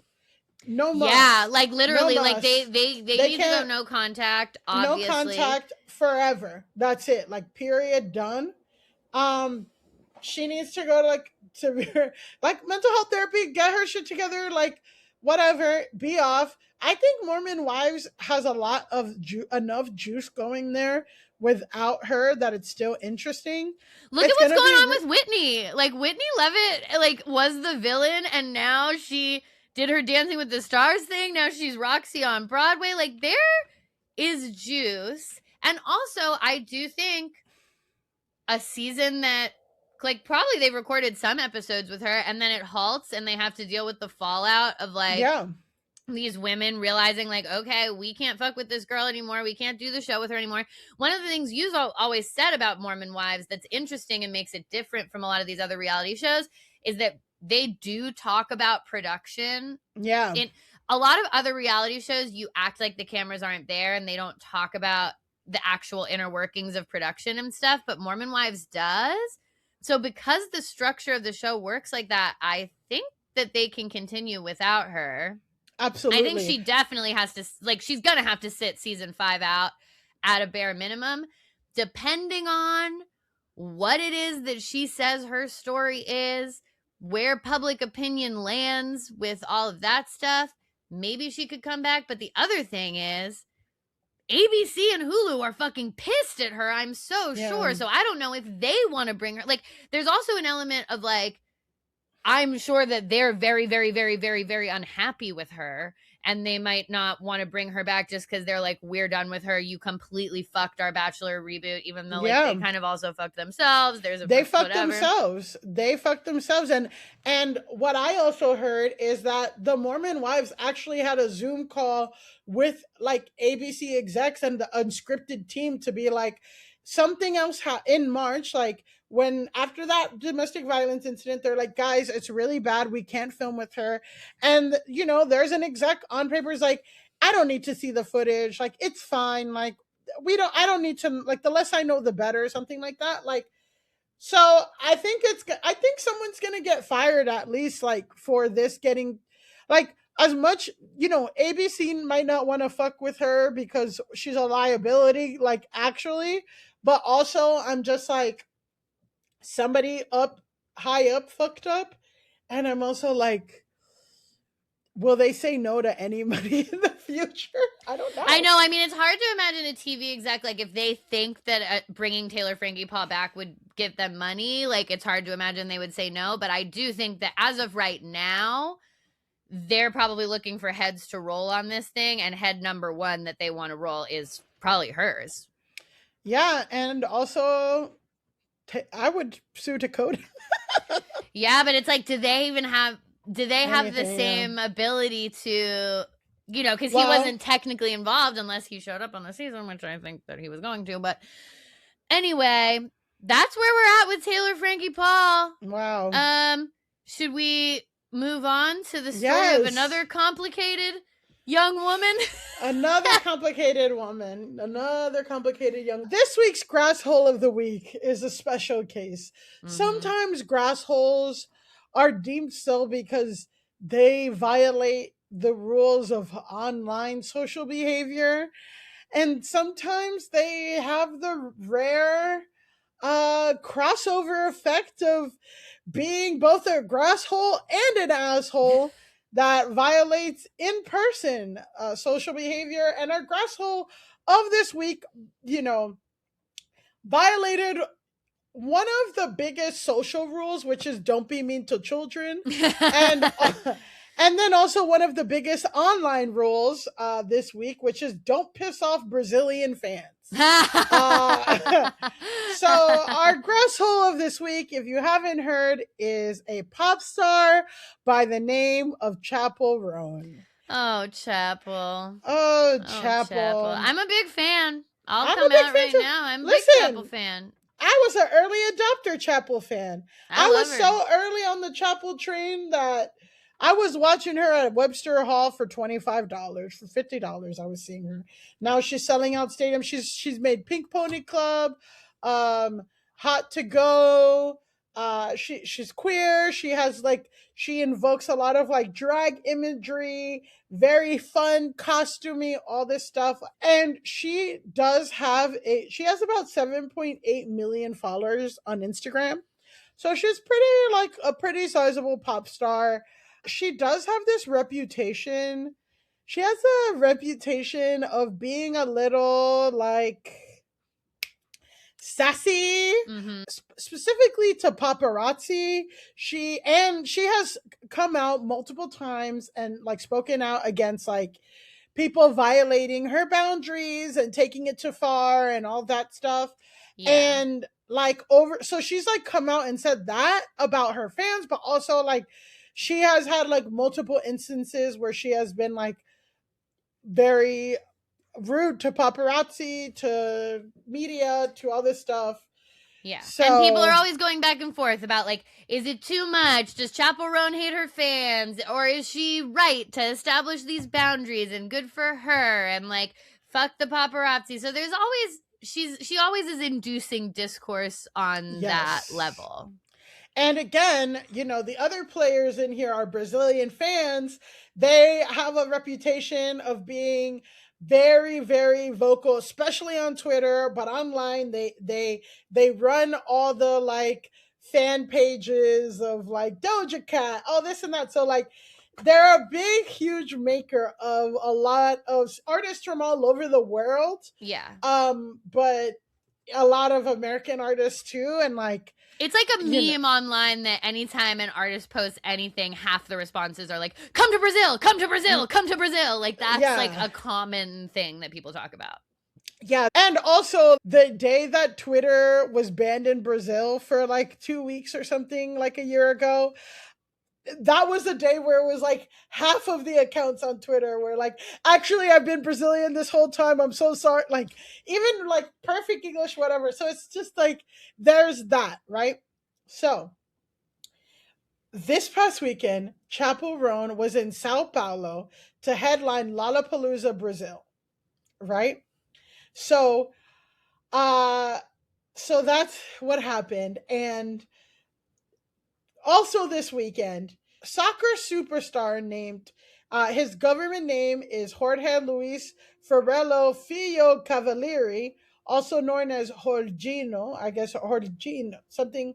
So he's this Brazilian, Italian, very, very good soccer player. Okay. He was born in Brazil, but he's from Italian descent, which is pretty normal. He was 2021 third place Ballon d'Or finisher. So it's like he's really good even recently. You know, it's not like he was a retired soccer star. He's like still a huge soccer star, and he has about 5 million followers on Instagram. And he's captured the hearts of soccer fans, Brazilians, and whatever. So he posts this story on Instagram. I went through a very upsetting situation with my family earlier today. My wife, at Kat Cavelli, is in Sao Paulo at Lollapalooza, Brazil. This morning, my daughter woke up incredibly excited. She even made a sign because she was so happy to see an artist she really admires, or used to admire. At Chappell Roan, he adds her. By coincidence, they're staying at the same hotel as this artist. During breakfast, the artist walked past their table. My daughter, like any child, recognized her, got excited, and just wanted to make sure it was really her. And the worst part is she didn't even approach her. She simply walked past the singer's table, looked to confirm it was her, and smiled and went back to sit with her mom. She didn't say anything and she didn't ask for anything.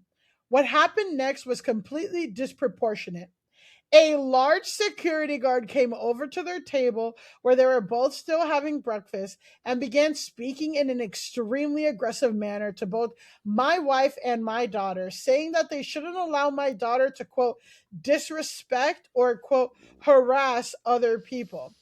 Honestly, I don't know what to say at this point. Simply walking past the table and looking to see if someone is there can be considered harassment. He even said he would file a complaint against them with the hotel while my 11-year-old daughter was sitting there in tears. My daughter was extremely shaken and cried a lot.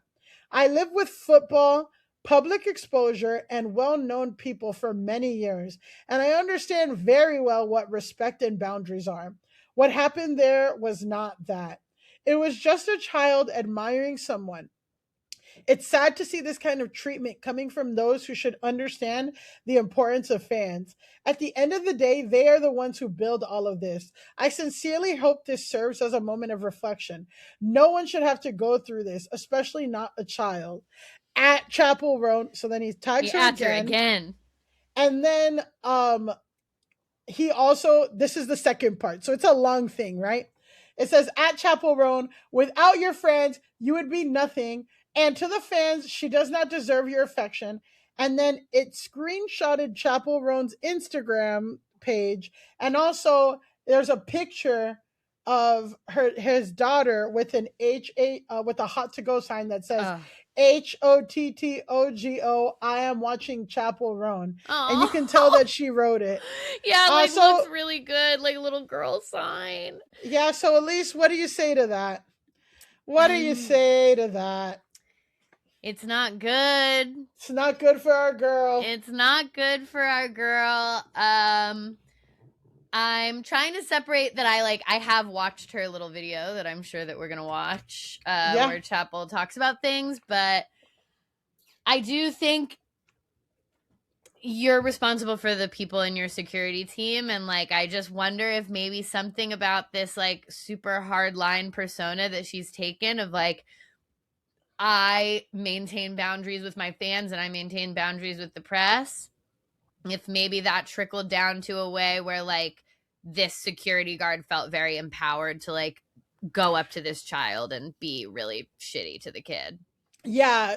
So again, like this immediately blows up on all social media things, and all these people are reacting, and it's like, is it true? Is it not? Who is this guy? What's going on? Whatever. So some fake stuff comes out. So I see this fake Instagram story that comes out on Twitter. Mm-hmm. And it says that it's fake. Like she put it up and then she immediately took it down. And but it says this. And at least I'll have you read it. Okay. And this is not a real Instagram story. This is not a real Instagram story, but I want you to hear, like, if you would believe it. Okay. So this is an Instagram story purportedly by Chappell Roan, but we know that it is not. I've seen the recent backlash, and I've been receiving about a lot of messages about the situation.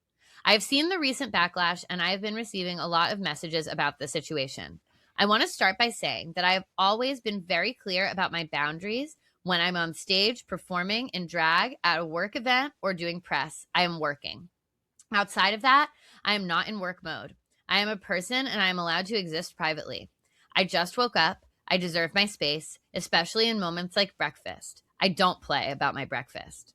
This does not take away from the gratitude and love I have for my supporters. I appreciate the people who respect boundaries and understand that admiration does not equal access. Respectfully, please understand that boundaries are not personal. They are necessary. I mean, I would believe this. I believe this. Yeah, like if I saw this came across my feed, I would believe that she had posted that. It is very much in the tone and realm of stuff that she has done and said. And she is known, part of her little reputation is that she'll sometimes pop off online in a way where I'm like, ooh, you should have thought about what you said before you said that a little bit more. Like, we can't even get into like the political stuff of it all, but like, yeah. But that whoever wrote that fake Chappell Roan post is very well aware of like her reputation, how she expresses herself online, and crafted something that is very believable. Yeah, so like again, after this soccer star post, all these people start posting. You see that? I thought it was real.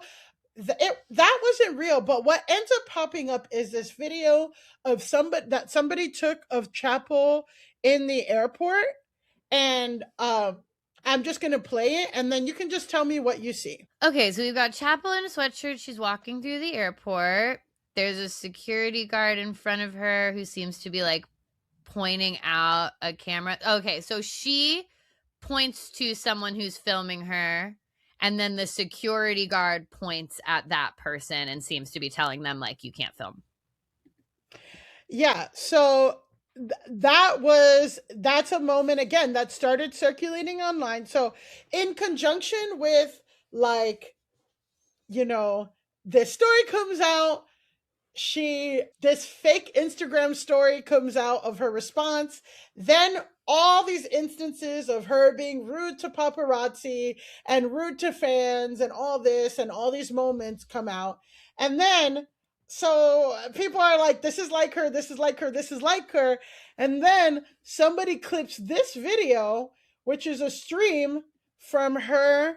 This is a stream from her performance of Lollapalooza, Brazil, with the caption, "So you're on the news all over the world getting rightfully called out because one of your insecurities, and you think it's a good idea to thank your security team." So you're on the news all over the world getting rightfully called out because one of your securities, and you think it's a good idea to thank your security team on stage? Good luck for you, Chappell Roan. So let's watch this thing where she thanks her security guard. Show of the Damsels tour. I do not know when I'll be going on tour again. So this is the last one. I'm so grateful it's here. What a wonderful been all around the world. I'm so grateful. So thank you. And thank you to my crew and my security and my band and everyone behind the scenes. This takes a lot of people. So thank you. So this is our 33rd show. And this happened after everything had already been going viral? Well, yeah. Well, it happened after the incident because the incident was the morning of the show and this was at that night. So okay. I feel like, and he posted the story that morning. Let me triple check when he posted the story because that is important information. But yeah, people are like calling out that she thanked her security before she thanked her band. Yeah, I don't know. I mean, I guess. Yeah. I'll wait to hear when the video or when the thing was posted. Yeah. He posted it on Saturday like morning, and I feel like this video was posted on Saturday night. So I think like this happened that night. Yeah, I guess for me it seems like she's just thanking everyone who's involved in her team. So that feels like a little, I mean, I guess maybe she could have omitted the security guard because of the drama, but I'm kind of like, I don't know. It seems like she's just thanking her entire team and staff in that instance. That might be it might be a little bit overreach or whatever for them to be like, oh, she's thanking them. If she had just said thank you to my security, I'd be like, oh, you're being weird. But it seems like she's just thanking the entire being like I mean, that's what she says is like it takes a lot of people to put this together. So that to me doesn't ping in the same way as like the other stuff. Yeah, I know. But I'm just like, I wanted to show that like all of the stuff that's happening and then all this stuff, like some of it is justified, some of it is based on her her old reputation, and some of it is fans reaching. Yeah. And then she posted, I think after that, so the soccer player posts the Instagram story, then all this stuff comes up, then Chappell performs, thanks to security, like people bitch about that. Then I think that night she's in her hotel and she records this video. Okay. I'm just going to tell my half of the story of what happened today with a mother and child who were involved with a security guard who is not my personal security. I didn't even see a woman and a child. Like, no one came up to me. No one bothered me. Like, I was just sitting at breakfast in my hotel. I think these people were staying at the hotel as well. So the fact that like a security guard I did not ask the security guard to go up and talk to this mother and child. They did not come up to me. They weren't doing anything. It's unfair for security to just assume someone doesn't have good intentions when they have no reason to believe because there's no action even taken. Like, I do not hate people who are fans of my music. I do not hate children. Like, that is crazy. I'm sorry to the mother and child that someone was assuming something, that you would do something, and that if you felt uncomfortable, that makes me really sad. You did not deserve that. So, what do you think about this apology? I think she could have done with not being laying in bed like in her hotel room. I think the laying in bed style is maybe not hitting. I could believe that the security guard acted without her explicit knowledge, potentially, like that she might not have realized that this had all gone down. But I think that this reputation that she has taken and this kind of hard line that she's taken about her boundaries, not to say that that's even wrong, has maybe created an aggressive security situation around her. Like in the video that we see of her walking through the airport, it's like she's pointing at someone with a phone and that security guard is going over to them with the phone. So it does seem like if that is the level to which you're micromanaging how anyone interacts with you, Yeah. then that does create a situation where like one of these guys might take it too far, you know? And if this is like an outside security guy that's part of Lollapalooza and you don't know, and they just get this top down thing that's like, Chappell Roan doesn't like anybody fucking coming up to her. Stop anybody who's coming up to Chappell Roan. Then yeah, security guards might be aggressive, and it is kind of like the buck stops with you. Like these people do represent you. I think it's good that she said like, you guys didn't deserve that. Yeah. But I think she has, again, her tone, it like reminds me of the Taylor Frankie Paul stuff a little. It's different. It's a different tone, but she has this tone of like, guys, this is so stupid. I don't hate children, blah, blah, blah. And it's also like, well, this didn't come from like you hating children. It's like you have expressed over and over again, like that you don't like fans. Your need for boundaries and your need like that is very important. Sometimes leads into outright animosity to the people that are your fans. And that has been a problem with her for whatever. And right now, her claims in the video, she's making a few claims. She's saying, one, the security guard was not my personal security guard. They did not belong to me. Two, I didn't see a mother and a child, so I don't even know what happened. No one came up to me. No one bothered me. Three, that security guard, if this did happen, like happened on their own, like they did it on their own. That was not my responsibility. I didn't tell anybody to go after them. I didn't do anything. Yeah. And three, like it's ridiculous that you even assume that I hate children or I hate my fans or anything. And that like it's unfortunate, you know, so it's all these things of like there's no acknowledgement of like how even someone could assume, you know. So there's like kind of two camps, right? Online. There's one camp that's like, okay, okay, Chappell Roan, like that guy made it up. That guy's lying on Chappell Roan. She said she didn't do it. She didn't do it. Like this guy's just doing it for attention and clout, you know, which to some people were like, no, fuck you. Like this is a soccer player who's like more. So there's one I don't thing. see why a soccer player would need to like make up a weird story about Chappell Roan. I feel like it definitely happened. Yeah, well, that's what the conversation online, whatever. And then there's the other side, which a lot of people don't buy it. They call it full of shit.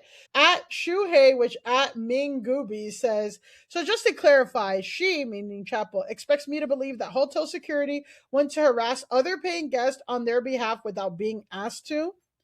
Another tweet that I thought was really funny, this tweet that says, from at Sarah Pinkney says, y'all apologizing to Raggedy Ann like we aren't about to be right back here in a few months tops, which is just like, yeah, everyone, she does this often. There's always something in the news about her. And then this one was the most iconic tweet that said, the worst part is Chappell was counting on that kid being a Kia, or a Kaya, or whatever, that girl mama went straight to her husband and said, get her. And then it's like a video from Baddies where like the head of Baddies is like, whoop that girl's ass. And like, again, that is iconic because not only, you know, people are suggesting that Chappell does this all the time, but also like that she didn't know it was the daughter of a famous soccer player. And as this shit is coming out, not only is the daughter of a soccer player, she's the daughter of a singer and the daughter of Jude Law. So this girl, like, that is Jude Law's daughter, and the soccer player is actually her stepfather that got married to the mother last year. So what they're trying to say is like, oh, Chappell Roan treated this little girl this way because she thought she was just some dumb little girl, and then it's like, no, this is actually a very well-connected little girl, and you fucked with the wrong people. I think... Well, one more thing. Okay. Sorry. So, finally, the wife of the soccer player, Jude Law's Jude Law's baby mama, the girl's mother, comes out with a 6-minute video. Oh boy. And this has 20 million views right now on Twitter. I will say that fake Instagram story that I told you that I made you read, that had 9 million views. Yeah. So this is like whatever. This woman is also beautiful, by the way. Yeah, it makes sense. Yeah, I'm like, oh, now I see why this woman pulled an incredibly amazing soccer player and Jude Law. But she does this 6-minute story. She does it and bitch, multilingual. Yeah, she's gorgeous. She's so beautiful. She's gorgeous. And the captions are in Portuguese. So we're going to skip the first 2 minutes where she just like, I've gotten a lot of messages about this. Like, people are saying this isn't true. Like, this is bullshit. And then we'll just start with 2 minutes in.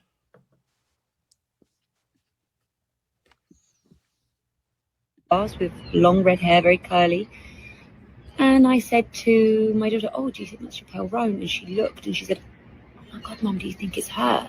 And so she said, I'm going to go and have a look outside. And she was sat just outside in the garden area, which we were also free to go into. The door was open. And so I went back to the table to sit and eat, and my daughter walked through the door. She didn't have her phone. She didn't try to take a picture. She didn't approach her. She literally didn't do anything. She just looked at her and smiled. And she came back and she actually said to me, Mum, I don't know if it's her. Because obviously she looks like, with her costumes and everything, she looks a little bit different. So my daughter said, oh my gosh, I'm not sure if it was her. I think it was her, Mum. It really, really looks like her, but I don't know. Maybe it's her sister. She said, maybe it's her sister. And I said, oh, I don't know, darling. And that was it. We continued our breakfast. And from that, then came the security guard who, as my husband said, had a very aggressive tone. And I feel like if she did not send him, I mean, even if she did send him or she didn't send him, I don't know. For me, I feel like it really overstepped a boundary because he is quite an intimidating, he is very large. So for him to come over to a table with just a woman and her daughter eating breakfast to kind of like berate and scold us and say that he was going to complain and tell me that I should be teaching my daughter to be better and that she's badly educated and we should respect people's privacy and we should not harass people and all of these other things. And I did try and explain to him the situation that she's a child and she was just very excited to see her an artist and singer that she admires and can he not understand that was all she was doing. And I explained to him also that my husband is also very well known and that she's very used to being around people that are well known and she would never cross someone's boundaries or overstep a mark. She very much knows the limits, not to ever, be rude or make anyone feel. She understands very well. And I tried to explain this to him and then he just kept saying, well, if that's the case, then you should know better. You should know how it is. You should know how it is. So you should teach her to be better. You shouldn't allow her to be like this. And I was shocked. And I did actually say to him at the time, I said, well, if this is the case that she doesn't even want people to look at her, she is very welcome to eat breakfast in her room because this here is a public area and I am a paying guest as well as her. And then, she continues to say, like, she says, I know for certain that the guy was not the hotel. Yeah. It was her personal guy. Yeah, I don't buy that this guy worked for the hotel. I think that this definitely happened. What I will say is I could believe that maybe Chappell wasn't like fully 100% aware that this was happening, but I do think that she has probably given very explicit instructions to her team that's like, if anyone tries to take pictures of me or talk to me or fuck with me or looks at me any kind of way, like, I want you to stop them. And that this guy took that directive too far and went and harassed a mother and a young child. But I'm just like, no one would just act on their own behalf. Like no one would just do that without prompting, you know what I mean? And I think it's extremely fucked up for Chappell. Like, I think it was like the wrong one on the right day, and it was bound to happen where she also, I'm just like, yeah, if you don't want to talk to anyone, why are you staying at a big hotel? Like, that's kind why of my other you're thing. in Brazil. You can get your own Airbnb with a chef. Like, yeah, like that's my other thing, because on the one hand, like, I do think that Chappell Roan has brought valid conversations about like what can be expected about people with fans and stuff. Like, fan culture, stan culture has gotten out of hand. People do take it too far. People shouldn't be running up to random celebrities and touching them and whatever. So that's a valid conversation. But I think this has become so much part of her identity that now she has like this kind of weirdly emboldened security team situation where she can just point at anyone and be like, that person's looking at me and that person's taking a picture of me. And so maybe she did see the mother and child and she was like, that little girl's coming over here or something. And then the security guard went over and said what he said. Maybe she didn't, but because there is just a carte blanche thing of like, if you notice anybody who might be coming over to me, you got to stop them. That's how you end up in this situation. And, you know, again, I think you make a great point of like, she brought up a lot of things that are like, she brought up a lot of conversation, but I do think like this is a clear, there are some places where stars can expect, I'm just like, yes, some stars, like there are boundaries and stuff like that. There are some things where I'm like, yeah, babe, you're doing a press tour for a movie you're in. People are going to ask you questions, or like that is a likely place for a fan to interact with you. When you're in a private dinner with your family in your hometown, people should not be coming up to you. But if you're like headlining the biggest fucking show of the country of the year and you're at a popular, expensive hotel and there's a little 11-year-old girl, like those are the things, those are the circumstances that you have to like, where people say like, you might be overstepping, and like, that is part of being famous, girl, is that like sometimes a little girl's gonna walk by your table and get excited to see you. And right. Like, that's the other thing too. Sorry, it's a just cool like, thing about your job. It's like, this little girl didn't ask her for anything, and that's obviously true because Chappell Roan is saying she didn't even see this little girl. So yeah, this little girl obviously did not get in her face, didn't do anything, just looked at her. And if you really truly feel that you do not want to be in a situation where someone who recognizes you're a major Grammy award-winning pop star, right? She got Best New Artist, didn't she? Yeah, she won a bunch of she's very famous. The point is she's really fucking famous. She's in town for a really big deal. So the idea that her fans are probably at this hotel as well to see the event that she is in is high. If a little girl walking by your table and seeing you is something that really feels like a boundary violation to you, then you shouldn't have dinner in the hotel. I'm sorry. Yeah. You could have, like, it's one thing to be like, don't bother me while I'm eating, don't come up to me. That's different. But to be like, don't see me and acknowledge that you've seen me as a celebrity, babe, you can't be eating at the hotel. Or I'm like sorry. Go up to this little girl who saw me and berate her and her mother. Yeah. I think who that saw was the her? thing. Like, the little girl didn't do anything. I'm just like, her daddy's Jude Law. Like, she knows how to purport herself around celebrity. So I just feel like, again, Chappell is so on this, like, and perhaps maybe she's in this bubble where everyone has made her think that, like, your standards and your like unrealistic expectations of not being seen when you don't want to be seen is not in reality, and you need to go fucking log off the internet and also go touch grass and like get fucking real. Yeah. Like, you're gonna be seen at a popular Sao Paulo hotel when you're about to do Lollapalooza. Like, sorry. And I think that this thing about her and boundaries with fans and paparazzis has become so central to her public persona that she maybe did not realize the ways in which it can go wrong. And like, you know,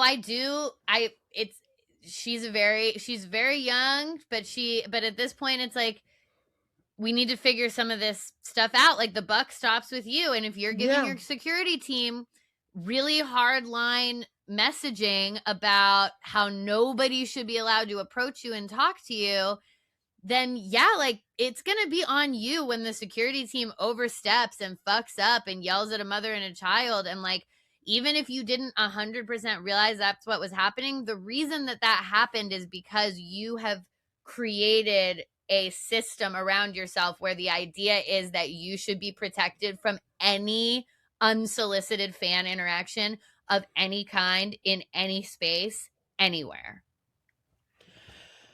Boy. And for the crime of getting your security guard to yell at a little girl and a mother and then lying about it, like, she straight up lied about it. Yeah. She lied about it. She and said you know it what wasn't else? her. This is another crime we talked about last week. I think last week. Getting sanctimonious on Instagram story. Getting sanctimonious. I'm sick of the biggest crime of all is to be sanctimonious on Instagram story. I just love that first of all, I just love this soccer player. I don't know anything about, before we call her whatever, but that the soccer player was like, you're not going to talk to my fucking new wife and my stepdaughter. And then you go on the soccer player's Instagram and it's all like their blended family. And they did like a whole family Halloween costume. They were just like so cute. And I'm just like, she fucked with the wrong one. So and that the guy tagged her multiple times, you know what? And for that crime, Chappell Roan, go touch grass. That's our episode. That's our episode. We fucking did it. We fucking did 2 hours, baby. I know. Guys, it's gonna be just me and Millie for the next like 2 weeks. Yeah. We're gonna be able to get deep. We're gonna be able to get deep on some very fun. I mean, who knows what the topics will be? They might not be fun. I actually can't say. But the point is, get excited for all that. Maybe another Mormon wife, beats the shit out of somebody. Who knows? Maybe another Mormon wife has something good happen to her. Let's hope. Let's hope.